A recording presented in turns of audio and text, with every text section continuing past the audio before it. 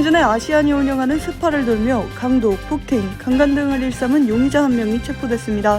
뉴욕시경은 함께 범죄 행각을 벌인 한 명의 남성 용의자를 쫓고 있습니다.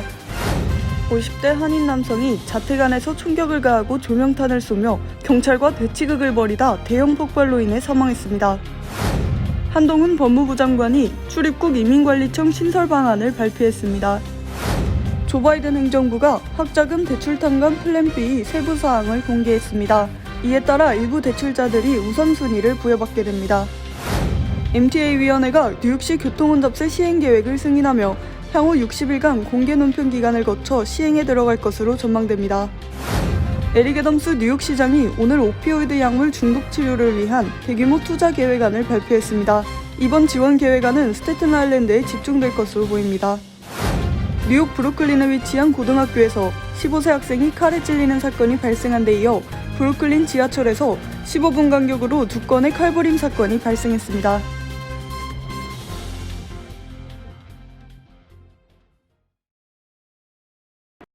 이 사건이 발생하기 15분 전 애틀랜틱 애비뉴 바클레이즈 역에서 38세 여성이 플랫폼에서 턱을 칼에 베이는 사건이 발생했습니다. 현재 뉴욕시경은 용의자의 뒤를 쫓고 있으며 사건과 관련된 정보를 가진 사람은 신고해 줄 것을 촉구했습니다. KBTV 뉴스 김은치입니다.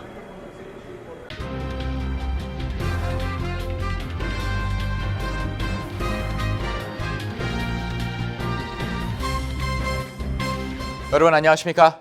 KBTV 뉴스 9 이정원입니다. 퀸즐의 아이신이 운영하는 스파를 돌며 강도, 폭행 및 강간 등을 일삼은 40대 용의자가 경찰에 의해 체포됐습니다. 뉴욕시경은 추가로 한 명의 남성 용의자를 더 쫓고 있습니다. 첫 번째 소식 정지원 기자가 전해드립니다. 경찰에 체포된 용의자 40세 샤하브 우스만은 지난달 26일부터 4일까지 총을 들고 스파 내에 진입해 현금을 빼앗고 스파 내 여성의 머리에 총을 겨누기도 했으며 성폭행을 저질렀습니다. 경찰은 용의자 우스만과 함께 범행을 저지른 추가 남성 용의자 한 명을 쫓고 있습니다. 이들은 첫 번째 사건으로 지난달 26일 자메이카 애비뉴 소재 스파에 들어와 현금 5,000달러와 함께 휴대폰 3개를 훔친 후 지난 토요일 저녁 11319 리버티 애비뉴 소재 스파에 침입해 57세 여성에게 현금을 요구했으며 여성이 도망치려 하자 무기로 여성의 얼굴을 가격한 뒤 현금 700달러를 빼앗아 달아났습니다. 피해 여성은 얼굴과 다리 등에 심한 부상을 입고 병원으로 이송됐습니다.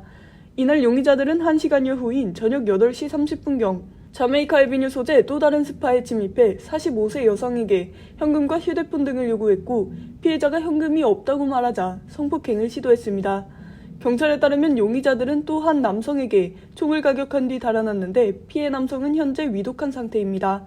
경찰에 보고된 마지막 사건은 4일 자메이카 애비뉴 소재 선스파에서 발생했으며 용의자 남성 한 명이 스파 내에 있던 50세 여성에게 총을 겨누며 자신을 개인실로 데려가라고 요구했고 이곳에서 여성을 성폭행했습니다.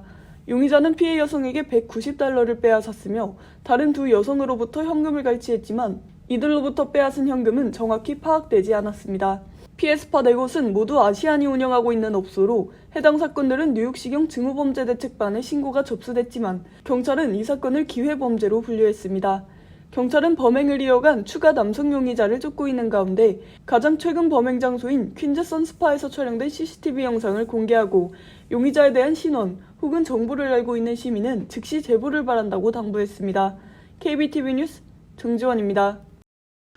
워싱턴 DC 근교 얼링턴의 주택가에서 50대 한인 남성이 자택 안에서 총격을 가하고 조명탄을 쏘며 경찰과 대치극을 벌이다 대형 폭발이 발생하면서 남성이 사망하는 사건이 발생해 한인 사회에 큰 충격을 주고 있습니다. 김은지 기자가 전해드립니다.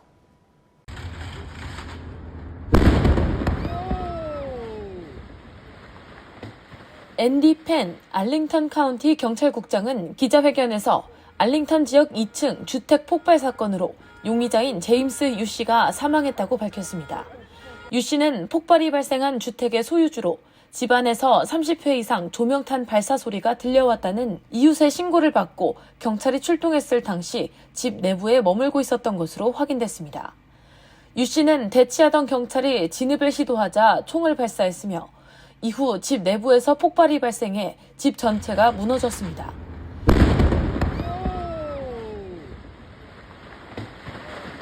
경찰은 폭발 후 현장을 수색하는 과정에서 형체를 알아보기 어려운 일부 유해를 발견한 것으로 전해졌습니다. 폭스뉴스 등은 이와 관련해 제임스 유의 소셜미디어 등을 토대로 그가 그동안 소송을 남발했으며 반미 구호를 게재하는 등 특이한 행동을 보인 은둔형 외톨이였다고 보도했습니다. 그는 지난 2월 전 부인과 뉴욕주 당국 등 10여 명을 상대로 사기, 음모 등을 이유로 소송을 제기했으며 스스로를 퇴임한 국제통신회사의 정보 및 보안 책임자였다고 소개했습니다. 그는 소셜미디어에 그들에게 옳은 일을 할 모든 기회를 줬음에도 미국의 위선과 부패, 사기, 음모만을 보았을 뿐이라고 적었습니다. 이유신 알렉스 윌슨은 인터뷰에서 유 씨는 은둔자였다면서 모든 창문을 알루미늄 포일로 막아놓았다고 전했습니다. 지난 10월 말 올린 또 다른 글에선 자신이 혐오 메시지의 표적이 되고 있다면서 암살 가능성을 언급하기도 했습니다. 연방수사국 워싱턴 지부의 데이브 선드버그 부국장은 유 씨는 전화와 온라인, 편지 등을 통해 수년간 FBI와 접촉해온 인물이라고 밝혔습니다. KBTV 뉴스 김은지입니다. 한국 정부에서 시도했던 이민청 도입 논의는 정부 부처 사이 이견과 내국인 일자리를 뺏는다는 반대 여론에 밀려 무산돼 왔는데요. 한국 법무부가 한국의 출산율 감소와 고령화에 따른 인구 절벽이 현실화되면서 이를 해결하기 위한 방안 가운데 하나로 이민청 설립을 추진하고 있습니다. 법무부는 종합적인 이민, 외국인 인재 유치 전략을 연내에 발표하는 방안을 검토하는 것으로 알려졌습니다. 전장 기자가 전해드립니다. 한동훈 법무부 장관은 여당인 국민의힘 의원총회에 참석해 출입국 이민관리청 신설 방안을 발표했습니다. 이민청은 법무부 산하에 청장 1명과 차장 1명을 두고 고용노동부, 여성가족부 등 각 부처에서 파견받는 방식으로 구성될 예정이며 이민청이 설립되면 전국 출입국, 외국인청과 사무소 등이 이민청 산하로 편입됩니다. 한 장관은 지난해 5월 취임 이후 외국인 이민 정책은 대한민국 국민의 삶이 계속되기 위한 불가피한 정책이라는 소신을 강조했고 최근에는 관련 현장 행보도 펼쳐왔습니다. 이민청 도입 논의는 2004년에 법무부가 출입국 관리국을 외청화해 2010년까지 미국 등에서 운영하는 이민청을 신설하는 방안을 추진했지만 정부 부처 사이 이견과 내국인 일자리를 뺏는다는 반대 여론에 밀려 무산됐습니다. 19대 국회에서는 최초의 귀화인 출신 국회의원인 이자스민 의원이 이민 정책을 총괄하는 컨트롤 타워를 새로 만드는 내용의 법안을 발의했지만 임기 만료와 함께 자동 폐기됐습니다. 윤석열 정부 들어서 한동훈 법무부 장관은 취임사를 통해 이민청 신설을 정책 과제로 제시했습니다. 과거와 달리 이민청 설립을 위한 공론화 움직임이 활발한 것은 인구 절벽이라는 국가 위기가 당면한 현실이 됐기 때문입니다. 최근 동포청이 발표한 9월 인구 동향을 보면 지난 3분기 국내 합계 출산율은 0.7명으로 지난해 같은 기간에 견줘 0.1명 줄었습니다. 여기에 한국 인구가 지속적으로 줄어들어 2070년에는 3,800만 명까지 감소할 것이라는 예상치도 나오고 있습니다. 또 다른 목적으로는 해외 우수 인재 확보입니다. 외국인 노동력 유치를 위한 컨트롤 타워가 될 이민청 설립과 함께 법무부는 종합적인 이민, 외국인 인재 유치 전략을 연내 발표하는 방안을 검토하는 것으로 알려졌습니다.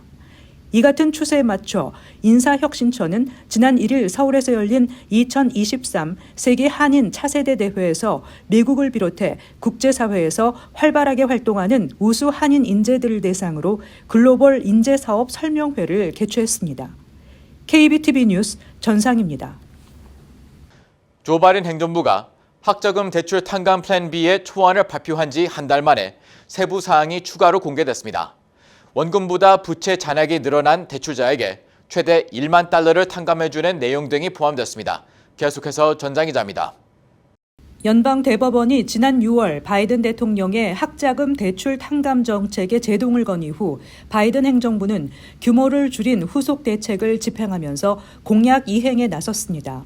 교육부는 바이든 대통령의 구체화된 학자금 대출 탕감 플랜 B 내용을 발표하고 현재 학자금 대출 탕감 대상에 포함되지 않은 대출자들에게 구제 옵션을 제공하기 위해 계속해서 논의 중이라고 밝혔습니다.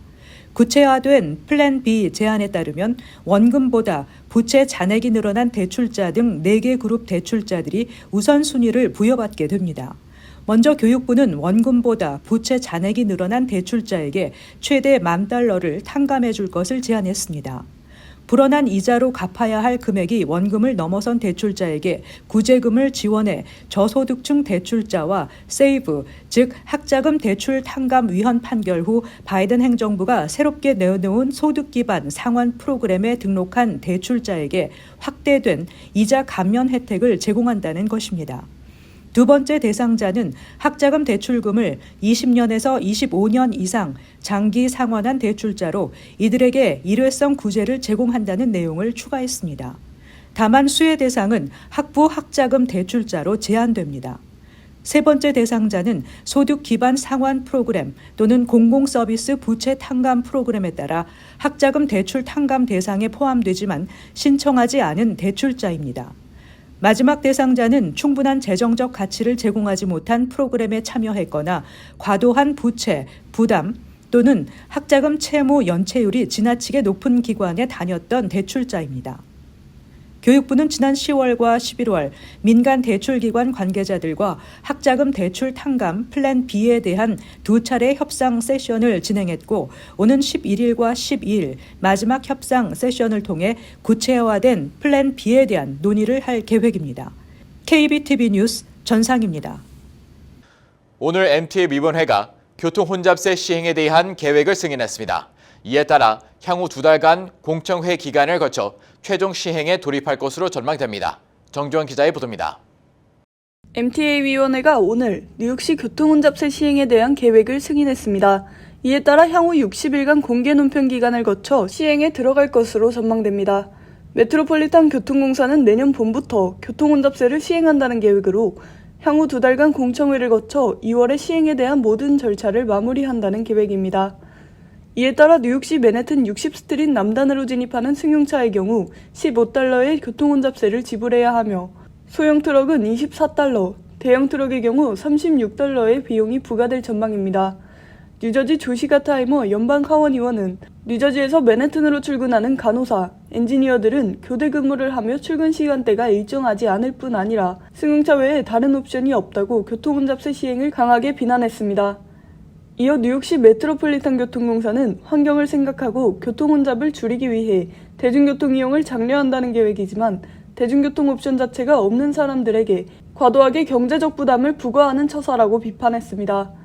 뉴욕 라클랜디 카운티의 마이클 홀러 하원 의원 역시 교통혼잡세 시행은 북부 뉴욕에서 출근하는 주민들을 대상으로 하는 스캠이라고 비난하며 뉴욕시로 출근하는 통근자뿐 아니라 소상공인들에게 큰 피해를 줄 것이라고 덧붙였습니다. 자재를 운반하는 트럭에 대한 비용 부담이 소상공인들에게 고스란히 전가될 것이라는 우려 때문입니다. 뉴저지 필머피 주지사 역시 이번 결정에 대해 정면으로 비판하고 나섰습니다. 그는 교통혼잡세 부담은 이미 조지 워싱턴 브리지를 건너며 통행료를 부과한 주민들에게 이중으로 부담을 가중시키는 것이라고 비판했습니다. KBTV 뉴스 정주원입니다. 오늘 에릭 애덤 뉴욕시장이 약물 중독 치료 및 예방을 위한 $1,200만 규모의 계획안을 발표했습니다. 작년 한 해에만 뉴욕시 약물 중독 사망 건수는 3,000건이 넘는데요. 특히 이번 지원 계획안은 스타튼 아일랜드에 집중될 것으로 보입니다. 계속해서 정지원 기자입니다. 에릭 애덤스 뉴욕시장이 오늘 오피오이드 약물 중독 치료를 위한 대규모 투자 계획안을 발표했습니다. 애덤스 시장은 향후 4년에 걸쳐 $1,200만 신규 자금 지원을 통해 약물 중독 치료 및 예방에 사용할 것이라고 밝혔습니다. 이번 자금은 레티샤 제임스 법무부 장관이 오피오이드 제조업체 및 유통업체를 상대로 제기한 소송에서 받아낸 합의금에서 확보한 자금의 일부로 오피오이드 확산 및 중독을 퇴치하기 위해 시정부 차원에서 지원하는 것입니다. 이번 자금 지원은 스태튼 아일랜드를 기반으로 한 치료, 주택 및 취업 지원 프로그램에 제한적으로 이루어집니다. 애덤스 시장은 오피오이드 중독 확산 움직임이 뉴욕시 전역에 영향을 미치고 있으며 이 같은 약물 중독은 가족 및 지역사회를 파괴하고 있다고 지적했습니다. 이어 스태튼 아일랜드에 집중적으로 투자하는 이번 자금을 통해 지역사회의 회복과 번영을 돕고 그들이 정상적으로 생활할 수 있도록 지원하고 약물로 인해 쓰러져가는 수많은 생명을 구해낼 것이라고 강조했습니다. 이어 오피오이드 제조 및 유통업자들과 법적 싸움을 이어가고 있는 레티샤 제임스 뉴욕주 법무장관에게 감사의 뜻을 전했습니다. 실제로 뉴욕시에서는 작년 한 해 동안 3,026명이 약물과다 복용으로 사망에 이르렀습니다. 이는 전년 대비 12%가 증가한 수치로 해마다 약물 중독 증세가 증가하고 있는 현실입니다. 스태튼 아일랜드는 뉴욕시 전체에서 두 번째로 높은 약물 과다 복용률을 기록하고 있으며 뉴욕시는 스태튼 아일랜드 약물 중독 치료 및 지원을 통해 2025년까지 약물 과다 복용 사망률을 15% 줄이겠다는 목표를 갖고 있습니다. 또한 2030년까지 약물 과다 복용 사망자를 25%까지 줄인다는 계획입니다. 애덤스 시장은 약물 중독으로 인한 사망은 비단 뉴욕시만의 문제가 아니라며 미 전역에서 약물로 인해 중독되고 삶이 망가지고 사망에 이르는 사건이 급속도로 번지고 있다며 이는 국가적인 위기 상황이며 시정부, 주정부, 그리고 연방정부가 나서서 예방하고 치료하고 생명을 구하기 위해 지원을 아끼지 말아야 한다고 강조했습니다. KBTV 뉴스 정지원입니다. 브루클린에 위치한 한 고등학교에서 15세 남학생이 동급생에게 복부를 칼에 찔려 병원으로 실려가는 사건이 발생했습니다. 오늘 새벽 브루클린 지하철에서도 15분 간격으로 2건의 칼부림 사건이 발생했는데 아직까지 용의자가 검거되지 않아 각별한 주의가 필요합니다. 보도에 김은지 기자입니다. 어제 오전 브루클린 미드우드에 위치한 에드워드 머로우 고등학교에서 15세 소년이 동급생에게 복부를 칼에 찔려 심각한 부상을 입고 병원으로 실려갔습니다. 가해자인 15세 동급생은 폭행 및 불법 무기 소지 혐의로 체포됐으며 학부모들은 학교 내에서 이러한 끔찍한 일이 발생했다는데 비판과 분노를 표명하고 있습니다. If you did the preventive stuff prior to, then we wouldn't be in this situation. Right now, it just feels like everything's kind of for show. They were on the third floor and they got out of the building. They ran their security by the front door and they were able to run out. Like kids can just walk out of the building whenever they want. The security's doing nothing. 에릭 애덤스 시장은 금속 탐지기를 학교 정문에 설치해 무기 소지를 단속해야 한다는 목소리가 높은 것을 알고 있지만 이에 반대하는 학부모가 많아 시행에 어려움이 있다고 밝혔습니다. 사건 발생 직후 해당 고등학교에 대한 안전 및 보안을 위한 수색을 벌인 결과 무려 12개 이상의 칼이 회수됐습니다. 뿐만 아니라 호신용 후추 스프레이가 7개, 전기 충격기 2개, 박스 커터칼 1개 및 불법 마약도 압수됐습니다. 학부모들은 교육의 장인 학교 내에서 칼과 후추 스프레이, 전기 충격기 등이 발견되는 현실을 어떻게 받아들여야 하냐며 자녀를 등교시키기 두렵다는 입장입니다. Frustrating and mind-boggling that something like this can happen and there's no notification immediately. 한편 브루클린 지하철 내에서도 15분 간격으로 2건의 칼부림 사건이 발생해 경찰이 수사에 착수했습니다. 수사당국은 15분 간격으로 발생한 두 사건 모두 동일 인물이 저지른 것으로 보고 있습니다. 67세 피해 남성이 자정이 넘은 오늘 새벽 풀턴 스트리트역 계단에서 기습 칼부림 공격을 당해 다리와 팔에 부상을 입었습니다. 이 사건이 발생하기 15분 전 애틀랜틱 애비뉴 바클레이즈역에서 38세 여성이 플랫폼에서 턱을 칼에 베이는 사건이 발생했습니다. 현재 뉴욕시경은 용의자의 뒤를 쫓고 있으며 사건과 관련된 정보를 가진 사람은 신고해 줄 것을 촉구했습니다. KBTV 뉴스 김은지입니다. 뉴욕시 보건정신위생국에 따르면 지난달 25일 기준 주간 뉴욕시 독감 감염자는 2,053명으로 집계됐습니다. 전주보다 25% 증가한 것입니다. 뉴욕시에서 최근 3주간 감염자 폭증이 이어지고 있습니다. 11월 둘째 주 58%, 셋째 주 66% 등의 증가율을 기록했습니다. 연방질병통제예방센터는 뉴욕시 독감 수준을 2주 연속 높음으로 분류했습니다. 독감 환자가 폭증했던 작년을 제외하면 최근 5년간 가장 빠르게 환자가 증가하고 있습니다. 2019에서 2021년에는 독감 환자가 지금의 절반 이하 수준이었습니다. 뉴저지주도 독감 환자가 증가했지만 우려할 정도는 아닙니다. 11월 마지막 주 집계된 독감 환자는 총 3,375명으로 전주보다 42% 증가했지만 CDC 기준으로 보통 수준을 보이고 있습니다. 퀸즈 커뮤니티 보드 7이 지난 4일 퀸즈 월렛스 포인트에 약 7억 8천만 달러의 축구 경기장을 유치하는 계획을 추진하기로 결정했습니다.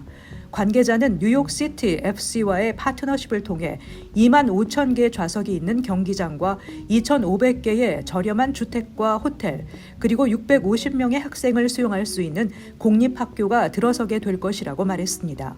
새로 지어질 축구 경기장은 2027년에 선보일 예정입니다.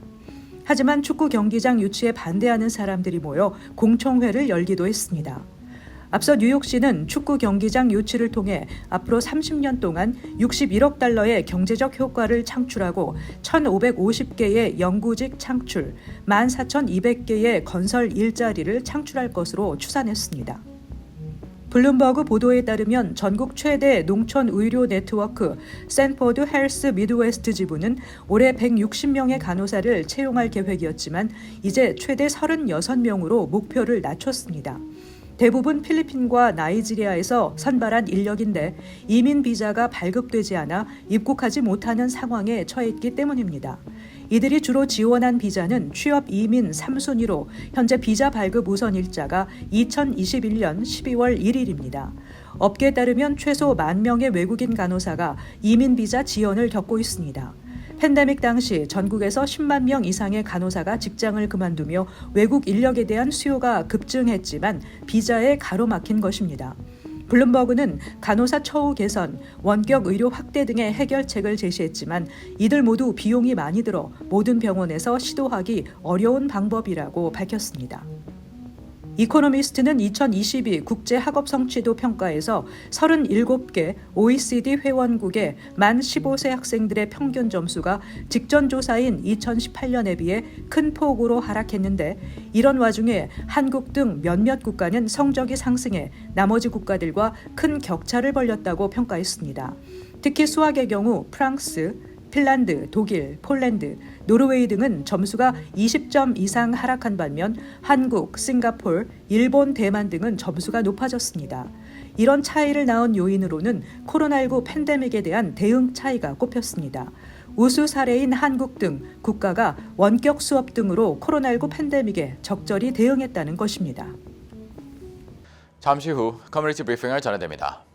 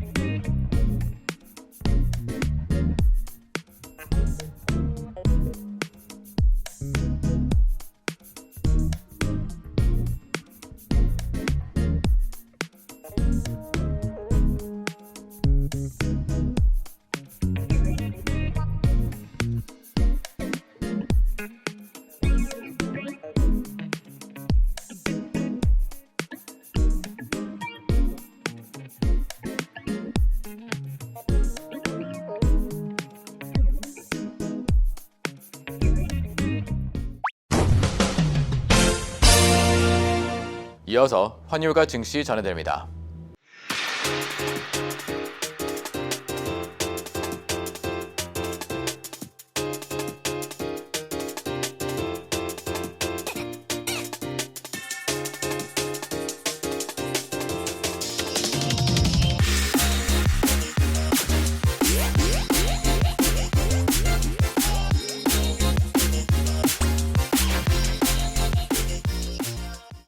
잠시 후 뉴욕과 뉴저지 날씨 전해드립니다.